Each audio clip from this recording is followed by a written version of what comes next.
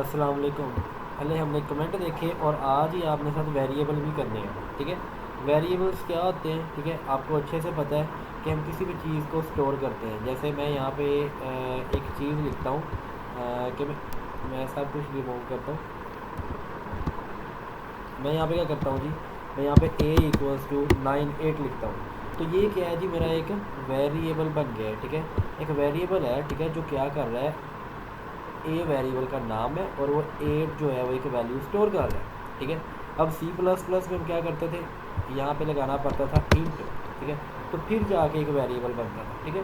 और फ्लोट होता था तो फ्लोट को हम बनाते थे फ्लोट b = 9.08, ठीक है, इस तरह करके कुछ भी बनाते थे, एक हम ये भी लगाते थे, ठीक है।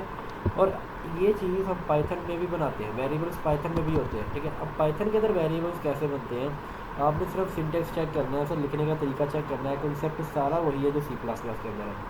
ये जो मैं स्लाइड्स आपको दे रहा हूँ साहब, आपने इसको साथ लाजमी पढ़ना है, क्योंकि ये अगर आपने पढ़ लिया तो आपका लेक्चर है वो क्लियर हो जाएगा, ठीक है। इन C++ में हम क्या करते थे, हम वेरिएबल्स को डाटा टाइप भी देते थे, डिक्लेयर करते हुए हम डाटा टाइप भी लिखते थे। जैसे मैं अगर ए वेरिएबल बना रहा हूँ, 56 इसका वैल्यू दे रहा हूँ, तो मैं उसको बताता था कि ये इंट है, ठीक है, मुझे बताना लाजमी था। फ्लोट बना रहा हूँ तो मुझे बताना था कि ये फ्लोट है। कैरेक्टर बना रहा हूँ तो मैं बताता था कि कैरेक्टर है। डबल बना रहा हूँ तो मैं बताता था कि भाई ये डबल है, ठीक है। एज यू सी, हम पहले C++ को बताते हैं the data type and it is compulsory, और ये लाजमी है कि हमने C++ को डाटा बतानी थी। बट पाइथन का काम है ना, वो बहुत ईजी है, ओके। पाइथन के अंदर अगर मैं वेरिएबल बनाना है, सिंपल ए लिखा, वेरिएबल का नाम लिखा और वेरिएबल को वैल्यू दे दी, ऑटोमेटिकली वो क्या करेगा, उसकी टाइप बता देगा और ऑटोमेटिकली उसे डिक्लेयर कर देगा जो भी उसकी टाइप होगी वैल्यू के यहाँ से, ठीक है। इतना ईजी है पाइथन के अंदर। हम डिक्लेयर नहीं करते डाटा टाइप, हम सिर्फ वेरिएबल का नाम लिखते हैं and give it some value, that's it, okay. Like some a = 67, मैंने इसको प्रिंट किया, एज यू कैन सी 67 आ गया। मैं यहाँ पे 90 करता हूँ, एज यू कैन सी 90 आ गया। b 5.9 है, मैं इसको चलाता हूँ तो 5.89 आ गया, ओके। तो C है, C जो है वो मेरा हाय हाउ आर यू है, और स्ट्रिंग इसमें ऐड किया हमने और प्रिंट C कर दिया, इसको प्रिंट करवाया, तो एज यू कैन सी कि ये भी होगा। अब ये एक छोटा सा प्रोग्राम है जो इसके अंदर एक वेरिएबल है और उस वेरिएबल को हम प्रिंट करवा रहे हैं, ठीक है। देखो यार, है ना मज़ा, ये तो आपको मानना पड़ेगा कि कितना सिंपल है, कोई सेमीकोलन नहीं है पाइथन के अंदर, वाह वाह क्या बात है। और सिंपल दूसरा क्या है जी, हमें डाटा टाइप भी बताने की ज़रूरत नहीं पड़ती, सिंपल a = ये, जब जैसे मैथ की किताब में पढ़ते थे x = 9, x = ये, वैसे यहाँ पे लिख दिया और ये ऑटोमेटिकली सारा कुछ कर रहा है।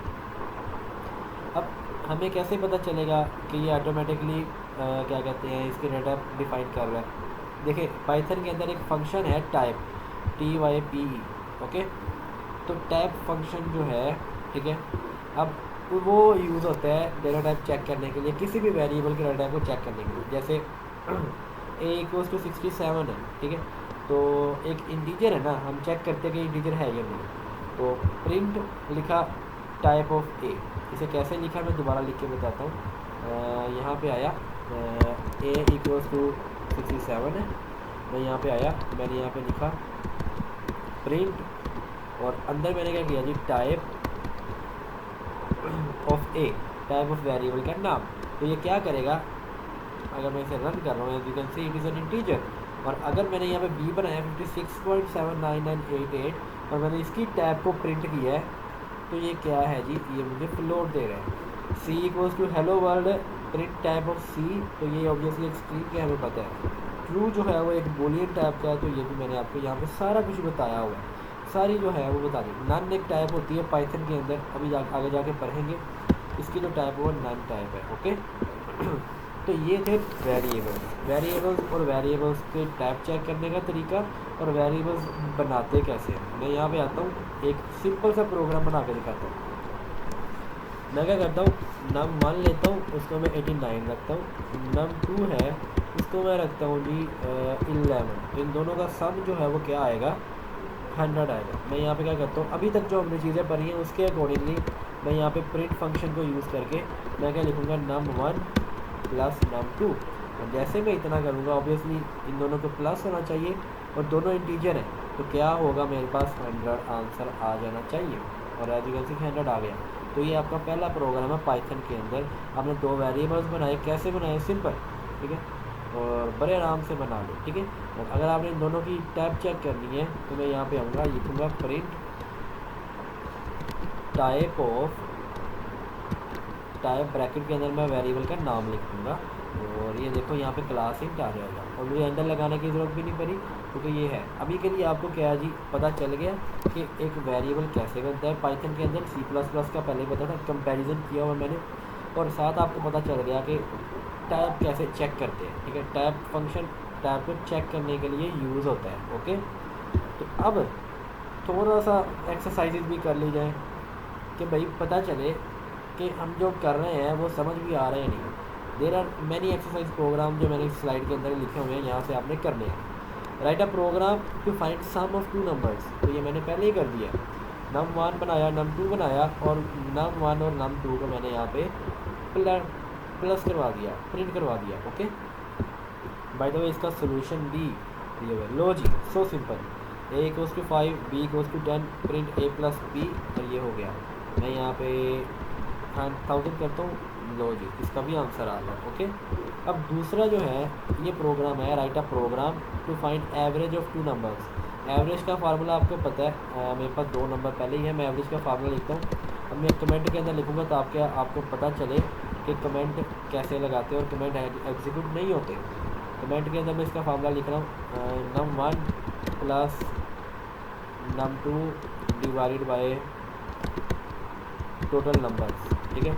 जितने भी नंबर हैं उनको सबसे पहले प्लस करना है, और जितने भी क्या कहते हैं नंबर ये बनते हैं, ठीक है, वो आ जाएंगे, ठीक है। इस केस में क्या है जी, टोटल नंबर हमारे 2 हैं, तो ये हमारा फार्मूला है। मैं यहाँ पे आऊँगा, एवरेज वेरिएबल बनाऊँगा, इसके अंदर मैं ये प्रिंट कर दूँगा, num1 plus num2 divided by 2। और यहाँ पे आके मैं क्या करूँगा, मैं यहाँ पे आके क्या करूँगा जी, प्रिंट कर दूँगा एवरेज।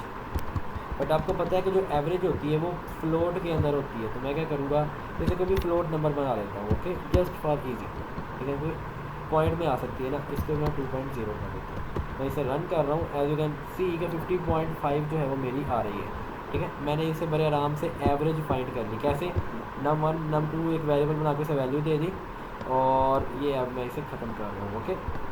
और एवरेज एक वेरिएबल बना के मैंने उसके अंदर num1 plus num2 divided by 2 एक फार्मूला जो था according to my variable name उसको कर दिया, और एंड पे एवरेज को प्रिंट करवा दिया, ठीक है। तो ये एक तरीका है अपने काम को करने के लिए। दूसरा जो तरीका एक और हो सकता है वो ये हो सकता है कि आप एवरेज वेरिएबल ना बनाएं, ठीक है, आप इसको ही प्रिंट के अंदर लिख दें, और दोनों ही सेम है, आप जैसे भी करना चाहते हैं दोनों का आंसर सेम आएगा। बट ये जो तरीका है एक वेरिएबल के अंदर स्टोर करके करने वाला, ये एक अच्छा तरीका माना जाता है, ठीक है। और ये देखें, मैंने आपको ये प्रोग्राम यहाँ पे लिखा भी हुआ है, जहाँ से समझ ना आए वहाँ से देख लिया, ओके। अब यहाँ पे एक और प्रोग्राम है, write a program to find square of a number. Obviously ये तो सबसे ही ईजी है। मैंने एक num1 लिया जो कि मेरा होगा 4, और मैंने इसका स्क्वायर फाइंड करना है, तो मैं क्या करूँगा, प्रिंट num1 मल्टीप्लाई num1। तो ये क्या करेगा, num1 को num1 से मल्टीप्लाई करेगा, और ये 16 आ गया, ओके। तो ये था, ये आपके असाइनमेंट क्या है जी, write a program to find area of a circle, okay, and write a program to find area of square. इन दोनों का फार्मूला आपको पता होना चाहिए, नहीं पता नेट से सर्च कर लें, हमारी बुक के अंदर दिए हुए हैं। एरिया ऑफ अ सर्कल का होता है जी πr स्क्वायर, और स्क्वायर का होता है जी लेंथ मल्टीप्लाई लेंथ, ओके। तो ये मैंने आपको बता दिया, ये अब आपने खुद करने हैं। Thank you so much for listening me, okay. अच्छे से समझ आई होगी, जहाँ से ना समझ आए वहाँ से पूछ लेना। और ये जो स्लाइड थी है इसको आपने लाजमी पढ़ना है हर के बाद, और साथ ही साथ यहाँ पे VS कोड के अंदर इम्प्लीमेंट करके भी देखना है प्रोग्राम्स को, नहीं तो आपको पढ़ने का कोई फ़ायदा नहीं है। थैंक यू सो मच, अल्लाह हाफिज़।